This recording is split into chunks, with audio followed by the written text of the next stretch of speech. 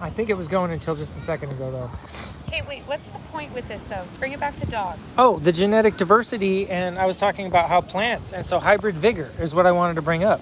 Hybrid vigor, you end up with less diseases, less bone issues, less glaucoma. When you have more poi dogs, like more dogs. Crossbreeds. Crossbreds, yeah. Yeah, so Great Danes die when they're 5 or 7, but you cross, seriously, and you grow, if you crossbreed a Great Dane with like some kind of lab or something, they might live till 11 or 13 and be happy and not have bone issues their whole time, but we inbred Great Danes just for their size and just to, you know what I mean? Not caring about how well they survive in nature. We've been helping them carry forward for just certain individual genes and not really thinking of how they fit in with the whole equation, with the whole formula of nature. So I just felt like with humans, I see hybrid vigor with humans. Like the crossbreeds, like me, I'm a mutt. And I feel like I have so many advantages because of that. Okay, hold on. I agree. But, I mean, I agree that, like, from the facts that you just presented, yeah, that sounds great. But, like, let's bring this to the dog balls issue, okay? If 100 animals are being killed every month in animal control, and I was talking about this with someone yesterday. I was like, do we need to be killing those 100 animals a month? Or, like, can we just let them loose or go? Dude, that's another thing I wanted to bring up. Exactly. The South Point. Are you recording? Yeah, the South Point wild pack of dogs. Yeah, okay. Bubbles, this Juju. Is what came up. Oh, there they are.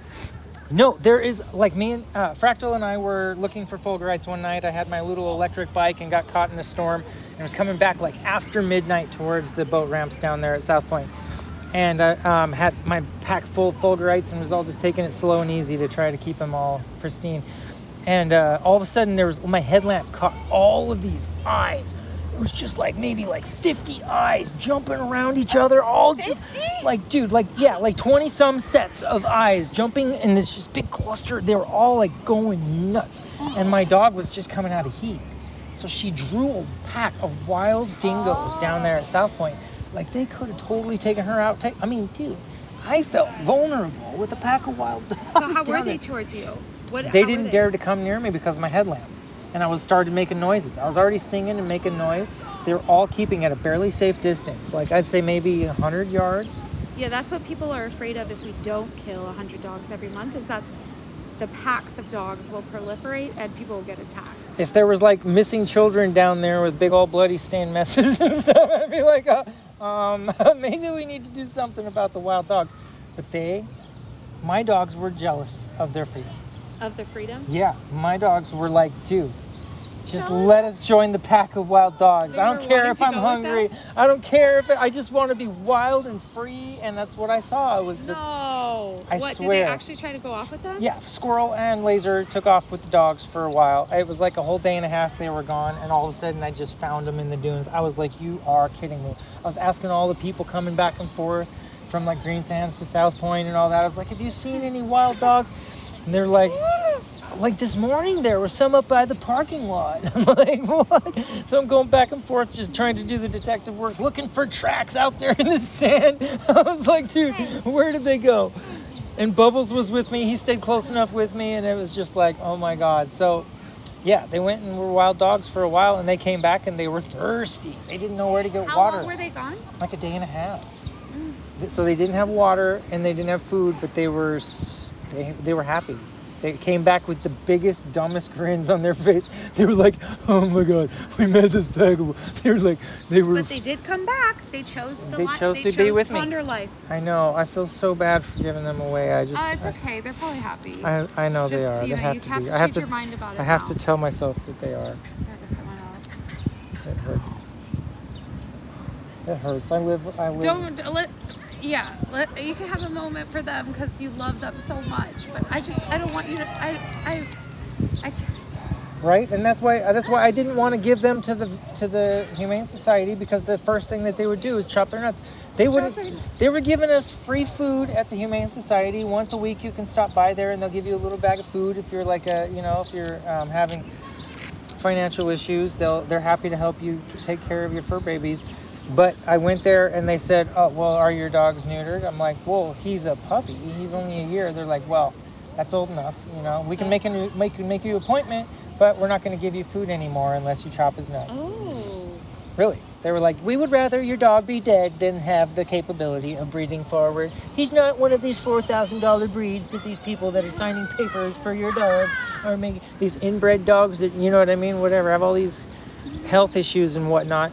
We're just going to make sure that we," and, you know, I'm like, that is like straight up cult, narcissistic, delusional behavior, the same as the Nazis thinking that they're a better race and trying to genocide off whole other races of people because Okay, but their idea is we want to help contribute to less euthanasia in the future by cutting off their balls now. Less euthanasia in the future, cut off their balls now. Yet they're not going to say that to somebody that has papered dogs that are making $4,000 a puppy. They're never going to say that shit. Oh yeah, that's true. That's true. And they're maybe and I don't know. They're inbreeding genetic problems. They probably was someone with a $4,000 dog. I don't know. I guess I would like to have the choice to like continue his line. You know. Yeah. But and also like as a dog owner, or a dog steward, let's say, I don't know about what kind of health effects it'll have on the dog to cut off their balls. Exactly, right? What would that do to a human? They would be so, like, they would have so many hormonal issues. They would have to take, like, a stack of medications to balance out for it. Do they do other less invasive surgeries than cutting off the balls? Do they? Not for dogs. Not for dogs. No. If they could balls? clip them, that would be maybe more, you know, but and this lady at church the other day, she was just like, "Oh, I'm sure you're going to stand with the guy that let his dog have his balls. He snuck into my dog's yard and got my dog pregnant, and I was the one who had to sell those puppies and whatever." And you made money. And I'm like, dude, and it was your dog that you didn't spay your dog, and you're gonna blame this other boy that had, and you're gonna blame the guy that didn't get his nuts. You're right. It's like I've had the same thought about guys who have or people who have girl dogs, and I'm like. But they have never been worried. Just other people have been worried for them. Like, that person is going to have to take care of that. And yelling at me. And I'm like, well, they can neuter their dog. And so I was like, I'm sorry. I'm just going to have it. to side with nature on this one. I don't know. And she got up and she went and took her plate and she sat at a different table. We were at church having potluck and she went and sat somewhere else. She was like, I will not see your perspective. And just decided to be someone who cannot see. Like, why are the boy dogs being discriminated against because they have balls? Right? I mean, they pee on stuff, but so do other dogs without balls. No, and he's trainable. He works with me in my business, okay? And he does not pee. It only takes one or two accidents and they learn. Exactly. Yeah. It's like people told me he would be uncontrollable if I kept his balls on him, that he would be untrainable. But I've trained him not to kill chickens, even mid-chase, and he's killed chickens before. And he wanders free all day long, and he doesn't get in trouble. Like, you let him loose, and he doesn't get hit by cars. He doesn't get, like, in trouble for chasing cats. He doesn't. I mean, he's just like. I mean, he learns. He learns. He's been hit by cars a couple times, and like he's always getting better. Pain is a good teacher. Right. You look at me like, yeah, okay. I'm a nature. Oh my God. Oh, shit. Yeah, I mean, I don't think I'm right or wrong. No, I think this is a question to be explored collectively, and I'm just doing something that's you're just a scientist a and you're little bit testing the waters. That's like, you know what I mean? As you know, you're letting nature take its course, and you're seeing like he is learning. And that's how, I mean, like I learned the hard way for sure. I've got to make mistakes like hugely multiple times for shit to sink in. You know what I mean? I'm like so slow when it comes to like figuring stuff out socially. Well, sometimes that's how it is. You have to learn the lesson a few times, and then it gets reprogrammed again and again and again into your brain until it just becomes like automatic, natural. Yeah, automatic. Yeah. Automatic. Oh man, I'm getting there. I'm causing. I'm getting attacked by mobs a lot less these days.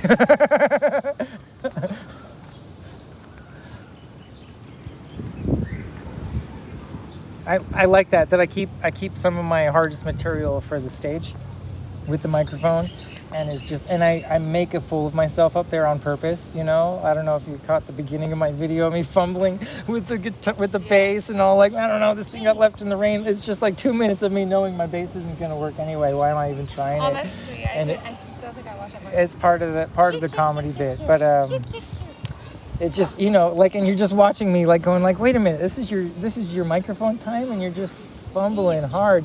And then I got up there and I made some really like sly little remarks, and in between all the commotion, I think I got some really epic genius points in. It was great. I was like, dang. It was for my first time. Like, I don't know. I guess I get better every time, but I was just like, yeah, dude, I got this. Like, I see my potential talent, and it's growing. It's just this little bud right now, and I'm like, dude, I could really work on this hard, but I'm gonna have to fight for microphone time, because you know what I mean. It's just how it goes. Like, all these other artists have their moment in the spotlight too, and I don't necessarily want to do music anymore. Or I would do music over beats, but like, I think it's nice how you just like talked. Like, it holds a different vibe. It's more it opens up dialogue, like, you know. I like the idea of mixing it here and there, even if just it's a little bit of a second of jamming, like a riff, just for me to think about what I want to talk about next, for me to go back into that creative flow state rather than feeling on the spot in the screen. So a lot of times I notice either the heckling will divert me from my subject matter or that I wanted to cover, or just the spot of the moment, the fact that you've just got 5 minutes and you got to pressure and try, you know, people will be talking and trying really hard not to hear you. When you first start your set, a lot of times with just spoken word, you have to really grab the attention of the audience, you know. So I'm learning how to engage, asking questions that will actually bring on a little heckling from the beginning, and then you can already know how any response will lead you towards the subject you want to go on, and that'll gather, you know. Or I'm going to learn to reverse heckle a little if I see somebody talking or being loud and distracting from my, you know what I mean? If they're like kind of derailing your moment, just ask them the question. Bring the question directly to the person being disruptive, and put them on the hot seat for a second and get everyone looking at them and realizing. Or you could make it so interesting that they stop whatever they're doing. Yeah. Or you could, you know, there's a lot of strategies. Yeah, a bunch. Yeah. Like being a spectacle. Like I'll be loud. Sometimes I'll do one of my impressions, or I'll just get really loud and scream at myself, act like totally mortified about something, and act like I'm shocked or whatever. Just be like, oh my God, or laugh super hard at something, you know what I mean? If I'm laughing at my own joke, like hysterically up there, it's just like, now what's he talking about again, you know? It's so without being bossier, right? Yeah, you just gotta like make the diversion become the joke. It's kind of fun. It's a really beautiful art form. Yeah, it is. And being on the mic, having 15 minutes where you get to do whatever you want, like, right? So cool. Yeah. I think I'm gonna go back to open mic, because I hadn't gone in a while, and I couldn't even watch what you posted, the whole thing, because it's too fresh. I was a little too but no, it was a fun container. I'm gonna take your video, and I'm gonna end it right where you gave the high five to your friend. Just end it on the high five. Like after the set? Yeah, after there was 3 songs, right? But then Rob took the scene. I was like, Rob's video was kind of like, you know what I mean? It was like yours. I'd rather end yours on the high five moment, because you killed it. You killed it. And then, no, you did. Like, you brought all these topics up, like a lot of the ones that we discussed today, but you did it in a way that just sparked that little thought of inquiry. And you know what I mean? You made us curious with it. And it made me feel like, wow, this girl's deep. Like, she's got something else to say here to us, you know what I mean? It made me want more, and there's a real trick to that. Rather than sounding preachy or like, you know what I mean, trying to be persuasive and trying to talk people into thinking a different way, or you know, and I've got a real bad habit of turning my realizations into shaming, and it's, you know, like, and so I don't mean to be that way. I make it more. I'm trying to make it more about myself. Like, can you believe that I thought that neutering your dogs was a good thing for all this time, but it's just because of propaganda and commercials and people just echoing stuff and just repeating all this stuff? I fell for that for 35 years. How long I've thought that was good, and I never actually thought about it? You know what I mean? That kind of thing. And just be blown away at your own ability to be so gullible. And maybe that's a little bit more, you know what I mean? People relate to that, yeah. Some will still be triggered because they still believe it or whatever. But even, if you just make it about your own silliness or anything, like almost, I try to even you just take them on the journey with you. Like you can say, okay, I used to believe this, but then I found out this. Right? That's why. That's all you have to do. You just plant a different seed, opens the perspective. And so that's why I wanted to have this conversation before you do your research, because I want to be able to put a little link in the end of this video for people to click Ari's discoveries on how the dog euthanizing dog world goes, and we can have another discussion and talk about how they actually do it, how long they give the dogs, ways. No, I don't want to look at that. I want to look at. Other solutions. Do we need to? There's got to be solutions. solutions. I'm just like looking at the balls Solutions. and I'm just considering it. And it's, dude, I feel like it's a huge noble fight, dude. Not only do these guys deserve it, but all the dogs in the future. We do not need to. You know what I mean? Monocrop the future like that. We're going to be so vulnerable without the genetic diversity that nature has provided already. We really need it. I don't know, but I have to say that one thing that does give me hope is how quickly dogs can become self-sufficient in the wild again. Yeah. I think that's really awesome. Yeah. That means that they really don't need us. Yeah. But we can coexist just like the pigeons, and you know what I mean? Like all these species of we used to coexist with wolves, right? Yeah. With wolves. So yeah. I don't know. Maybe there's something to be looked at the wild dogs who coexist peacefully with humans in Costa Rica, Mexico, and India. I don't know. Is it a trick that just all those dogs are well fed and integrated with humans? And I don't know. I wonder if there's wild dog packs over there, in the wild over there, and they don't get fed I as would much? personally rather be a wild dog digging through the trash than a caged dog with no balls and, you know what I mean? But a well-fed cardboard diet. They don't know. That's the thing. I live around a lot of caged dogs. Just like Bubbles doesn't know how vulnerable to kidnapping he is. He wants Yeah. to be free, but somebody would steal him Yeah. so easily. Yeah. And also dogs don't know what they're missing, I want to say, because I live around a lot of caged dogs in yards, and I think they seem pretty happy dogs overall, because you learn to love your cage. You do. We all have cages, okay? Right now we're surrounded by ocean. There's certain things that we can't do, okay? And there's certain things that other people can do because they have more resources or whatever. The situation's different. Yeah. Juju has a bigger cage, but he still has the cage in that I choose where he goes. I put him in the car. That's his cage. That's a philosophy that's associated with capitalism, is that you choose your own cage. I even see rich people as caged by that mentality. They're always thinking about their money and their assets and their inheritance and all these different things, keeping their companies all efficient and their stock market growing and all these different things. They're stuck in their job just as the same as somebody else that's got to do a 9 to 5 of what's told to do every day.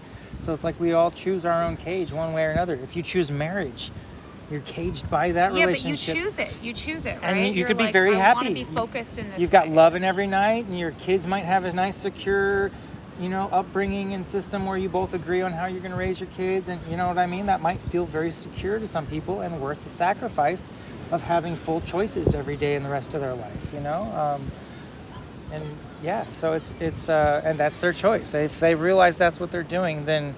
You know what I mean? Yeah, there's doms and there's subs. Some people want to be dominated. Some people want to dominate. I don't go there. Sorry, I don't go there. Well, I just don't go there. To me, that's not the future.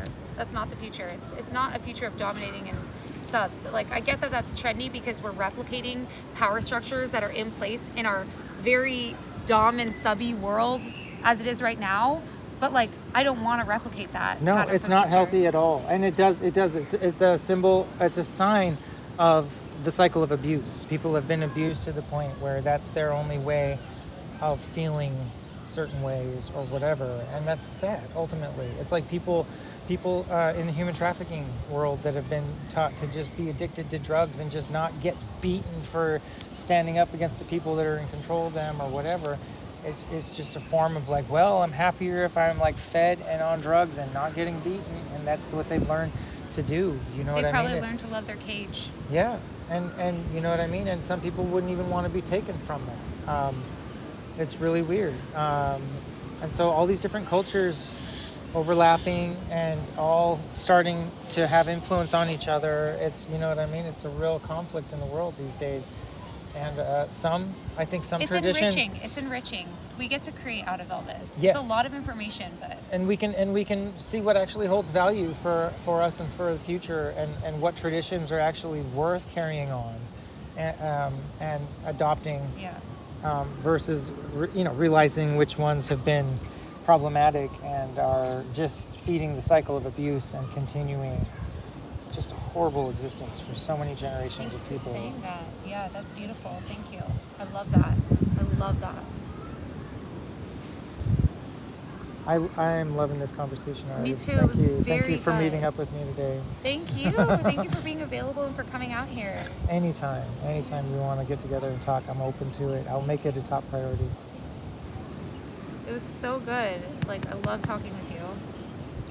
And I got chills. I love it. yeah, it was just like super, super constructive. So many good ideas. Yeah. Yeah. You want to say anything, Juju, before we close, huh? Oh yeah, I got you. Yeah, I'm a juju. Oh yeah.